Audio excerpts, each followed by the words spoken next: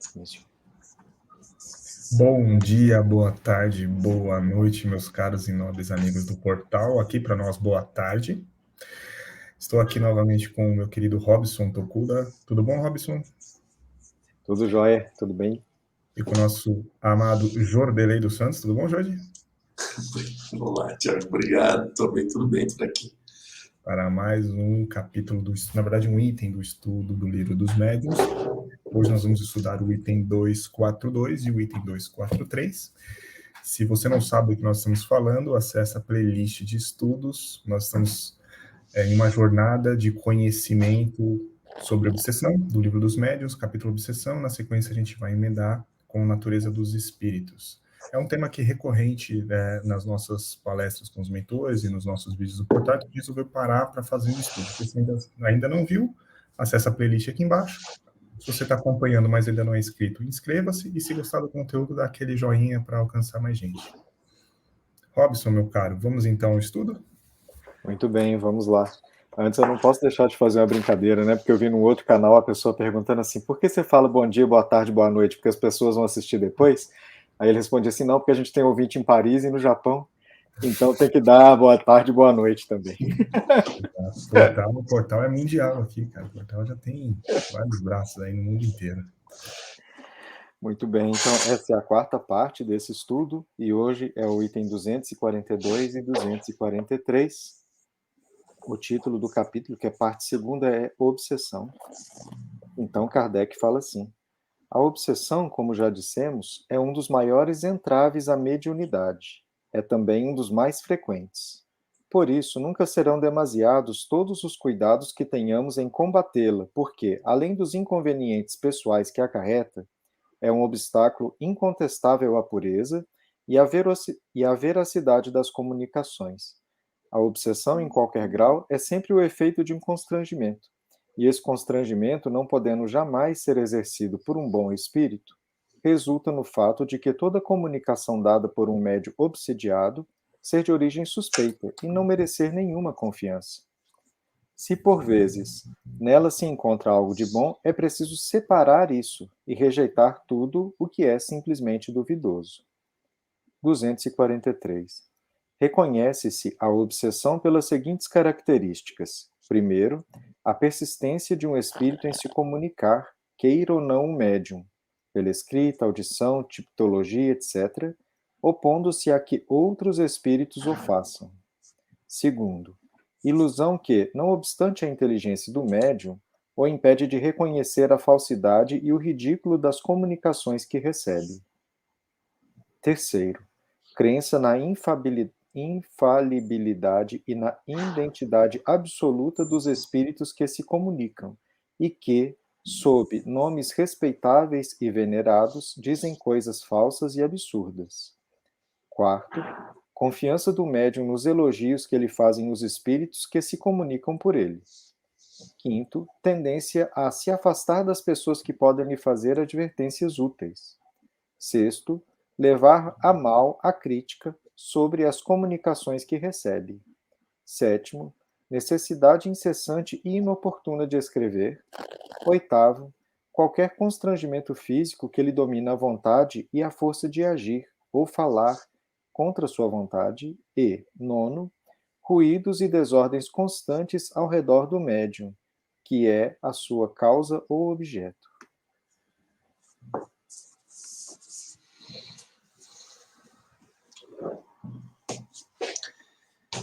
Esse é um tema que a gente tem que estudar realmente com muita profundidade. Precisamos compreender o espírito investigador que Kardec colocou em cima sobre essa pesquisa. Mas precisamos compreender ali, naquele trecho que ele fala, todo o médium que for obsediado duvidar das suas mensagens. Na condição atual que nós nos encontramos na humanidade, todos nós seguimos perseguições. Então, esse é um dos pontos que a gente precisa tomar cuidado para não levar o pé da letra tudo. Veja que, e isso não é falando de nós simples mortais aqui, Divaldo Pereira Franco conta muito a história de um perseguidor dele, que se chamava Máscara de Ferro, e nem por isso a sua obra é condenável. Então, separa-se, e Kardec deixa muito claro, separa-se aquilo que se tem de bom e elimina-se aquilo que não tem utilidade. Aquilo que não acresce, se elimina. Aquilo que se soma, aquilo que se faz crescer, então se usa. Esse é um dos principais pontos, na verdade, não só para o processo das obsessões, mas para todos os processos de canalização e de desenvolvimento das mediunidades. Nós termos a capacidade da análise crítica, de estarmos sempre de olhos atentos.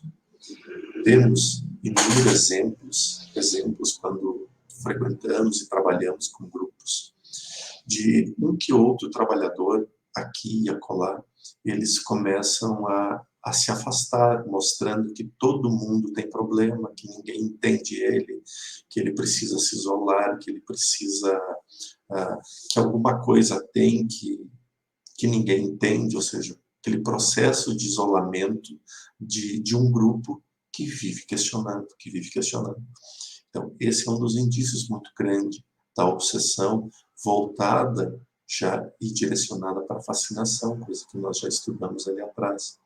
Momento em que muitos de nós perdemos a noção das coisas. Mas, em algum momento da fase, a gente conseguiu, principalmente aqui no item 243, esses nove causas, muitas delas, às vezes, nós só reconhecemos em nossas ações e nossas atitudes. E mais adiante vai ter, claro, o trabalho de como nos vencilharmos nisso. Nós sabemos que a oração, que a vigilância é o caminho mais seguro. Mas esse é um ponto que, reforço, precisa muito ser trabalhado ainda.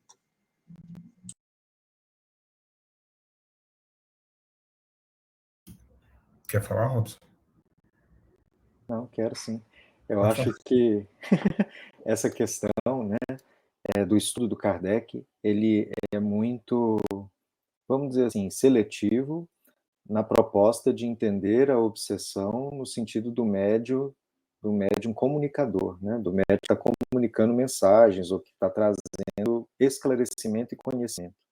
Não tanto daquela mediunidade que está sendo utilizada para o auxílio, né, de espíritos atrasados mesmo, porque aí quem vai ser manifestado vai ser um espírito em sofrimento, um espírito atrasado, e aí essa questão da identidade dele ou da veracidade do que ele está falando não é tão importante, né, se é uma reunião de auxílio.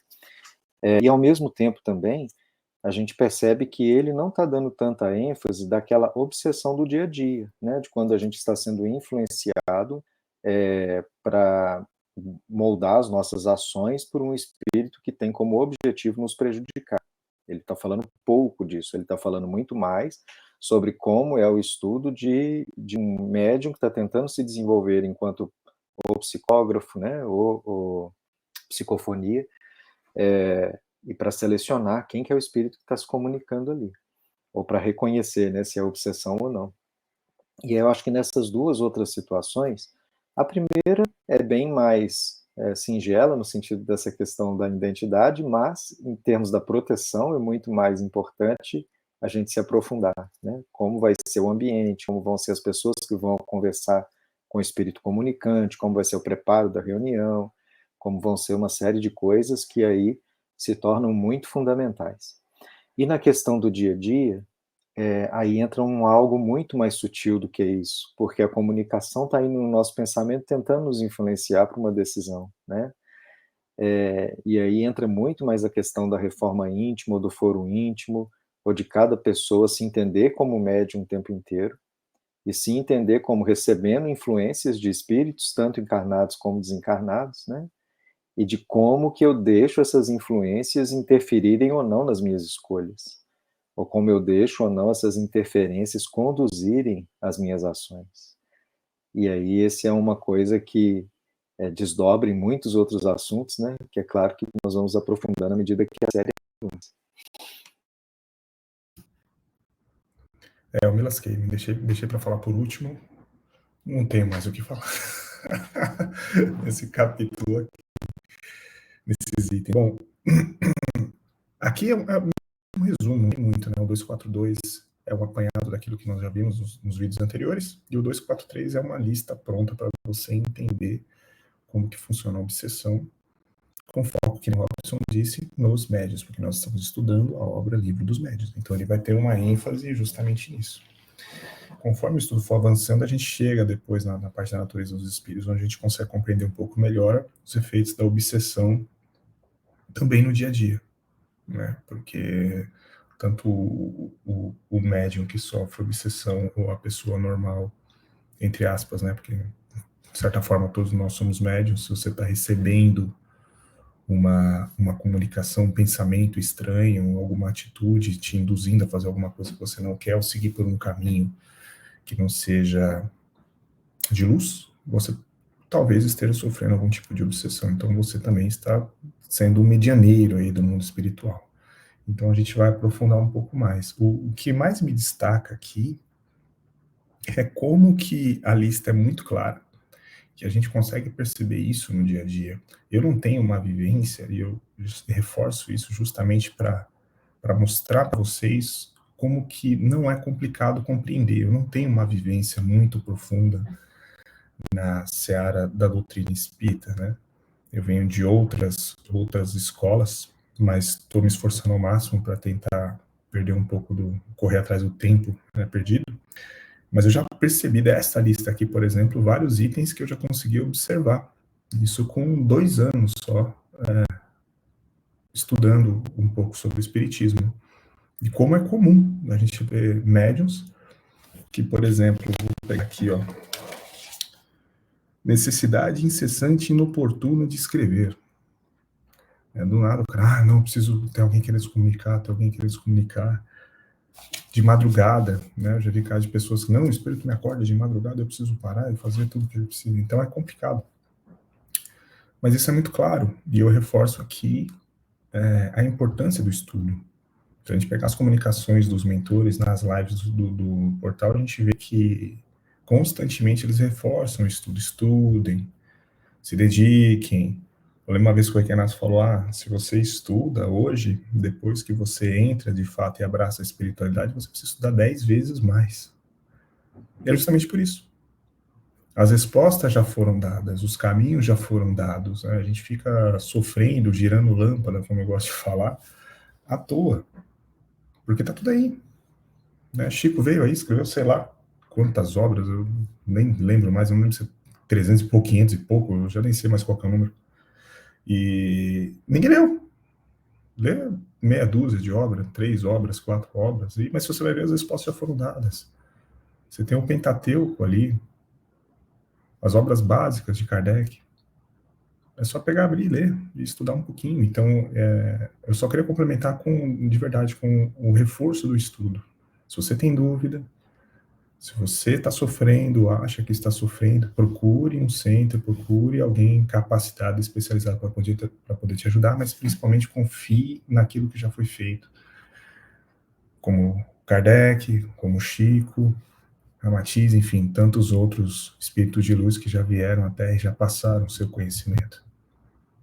Essa é a minha contribuição para esse vídeo, porque o resto, o Jordelei e o Robson já foram perfeitos nas explicações. Muito obrigado, senhores. Alguém tem mais alguma coisa para acrescentar? Tiago, eu olho isso aqui com muito mais frequência do que se possa imaginar, tá? Mas aceitação pelo médium dos elogios que fazem os espíritos que se comunicam por seu intermédio. Eu conheci o Ekenásio Lázaro em 2008. Até hoje eles nunca me elogiaram. Nunca. Eles puxam a orelha. Por exemplo, quando eu falo alguma coisa, eles rapidamente dizem, como ocorreu recentemente. Vixe, meu filho perdeu a oportunidade incrível de ficar quieto. Esses são os elogios que eles trazem. E eu achava que estava falando algo bom, assim, algo elucidado, assim. E ele reforçou que não queriam me ouvir, que eu perdi a oportunidade de ficar quieto. Então, esse é os ensinamentos que eles trazem. Ou quando eu fazia algum trabalho de cirurgia, que o Lázaro vinha depois, e eu achava que estava bem feito, ele dizia: de nada vai adiantar se tu não estudar anatomia. Está na hora de tu saber e não eu te conduzir. Não é, é sempre indicando o estudo, sempre, sempre, sempre. E esse ponto aqui, ó, que é o 5, disposição para se afastar de pessoas que podem esclarecer. Esse ponto, cara, quando a gente começar a ficar com raiva demais, né? Ou pensando, putz, lá vem aquele chato falando de novo, se a gente começa a querer fugir, evitar, pô, liga a luzinha amarela ali, só deixa ligada ela, né, o alerta, para que a gente preste atenção. Pode ser que realmente seja um chato de galoche, assim, então aí a gente vai aos poucos se desvinculando. Mas antes de qualquer decisão em relação à espiritualidade, sempre acenda a luz amarela. Porque a luz amarela é só alerta, necessidade de prestar atenção. Seguindo, eu recebo no portal mensagens de que não é o Jordelei que se comunica, que não é os espíritos que se comunicam, blá, blá, blá, blá, blá.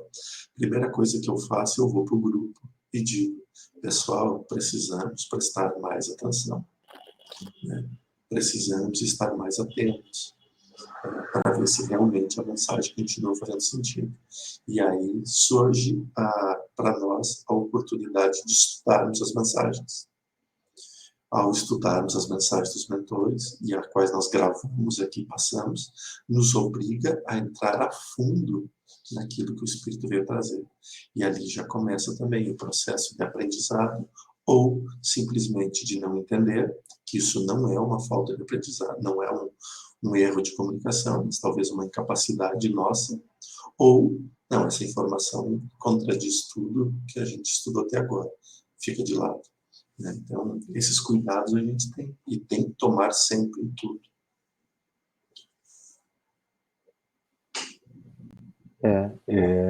Engraçado a sintonia, né? Porque eu estava pensando exatamente nesses dois itens que você falou, porque enquanto o Tiago estava descrevendo, né, sobre a experiência dele, sobre o reconhecimento, né, da obsessão, o que me veio na cabeça é que muitos dos obsediados caem na armadilha da vaidade. Às vezes não é tanto na armadilha do egoísmo, né?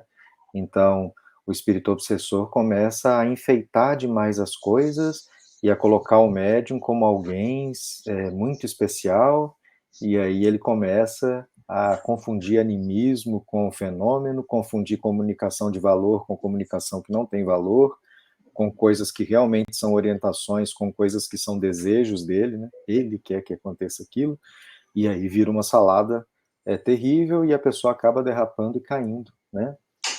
E para dar um exemplo assim fora do nosso contexto, porque dentro do nosso contexto a gente tem muitos exemplos, né?